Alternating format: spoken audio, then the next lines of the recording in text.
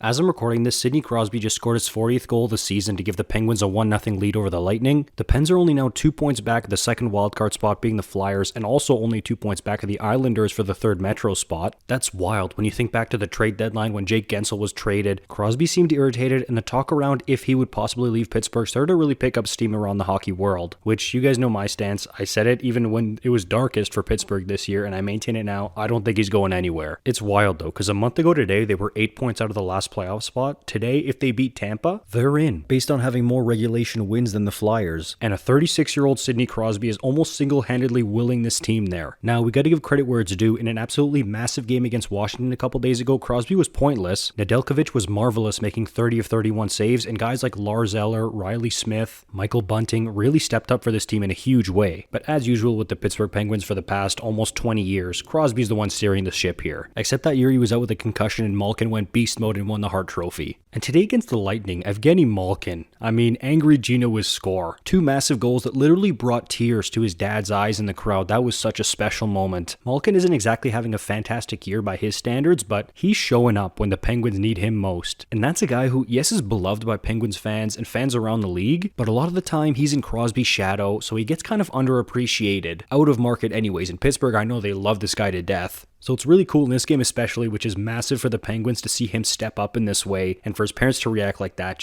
that's magic. That's why I watch hockey. I love seeing moments like this. Before the Caps game, Crosby had back-to-back 2-goal efforts in absolute must-win games against the Devils and Rangers. Against the Rangers specifically, it was a 3-point night for Crosby, getting him to 82, meaning he officially clinched his 19th straight point-per-game season in the NHL, joining Gretzky as the only other player to do so. That goal today against Tampa was his 40th of the season. He's only done that 3 times in his career, and it was the first since 2017. Yeah, he's doing everything he can to drag this Penguins team to the playoffs. Look, I feel like because he's not getting 130 points like McKinnon or Kucherov, or he's not on track for 100 assists like McDavid, or in pursuit of 70 goals like Matthews, some people look at the 40 goals, the 84-point total, and they're kind of like, meh. And I totally get that. With some of the ridiculous stuff that the other players in this league are doing, I get looking at that and being like, whatever, when you see those point totals. But it's the fact that he's done this for so long, and what he's doing for this Penguins team right now, when so many people thought this team was dead in the water. That's what's so cool about this. Crosby was just nominated for the Bill Masterton Trophy, which is awarded to the player who best exemplifies the qualities of perseverance, sportsmanship, and dedication to the game. It's pretty cool how we're kind of turning back the clock a little bit. Crosby's leading and he's being all world, and then you've got Malkin riding shotgun with him. Maybe Kyle Dubas was onto something in his original press conference when he said, I wouldn't bet against Crosby and Malkin and Letang. I know if you're in Philly or if you're in Washington, you're kind of sweating right now seeing what the Penguins are doing. This isn't exactly fun for those teams, but from a general hockey fan perspective, man, this is something else. This is remarkable here, especially if they actually make it in. What a turnaround. And for the duo of Crosby and Malkin, but especially Crosby, all you can say is wow. If you want more Pens content, let me know in the comments. I'll see you in the next one.